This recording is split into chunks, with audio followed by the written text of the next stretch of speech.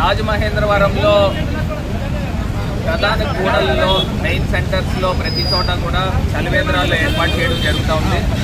Morning 10 నుంచి 12 దాకా మజ్జిగ, చల్లటి మజ్జిగ మినరల్ వాటర్తో చేయించి ప్రతి సెంటర్లో కూడా ఇచ్చే కార్యక్రమం చేస్తున్నాము. గడిచిన 3-4 రోజుల నుంచి కూడా చూస్తే నిన్న గవర్నమెంట్ హాస్పిటల్ దగ్గర, ఈ రోజునేమో మనకి సోవలమ్మ సెంటర్ రంభావతి థియేటర్కి ఎదురుకుండా వెజిటబుల్ మార్కెట్, అదేవిధంగా గోకవరం బస్ స్టాండ్ దగ్గర, మరి చూస్తే ఆజాద్ చౌక్ దగ్గర, ఇట్లా అన్ని ప్రాంతాల్లో కూడా పెట్టాము. రేపు రైల్వే స్టేషన్ దగ్గర, ఆర్టీసీ కాంప్లెక్స్ దగ్గర, మోరంపూడి సెంటర్, ఖాళీ ఏరియాల్లో కూడా ఈ మజ్జిగ కేంద్రాలు పెట్టి ఉదయం 10-12 దాకా మజ్జిగ పెట్టి దాని తర్వాత నుంచి వాటర్ ఇచ్చే కార్యక్రమం చేస్తూ ఉన్నాము.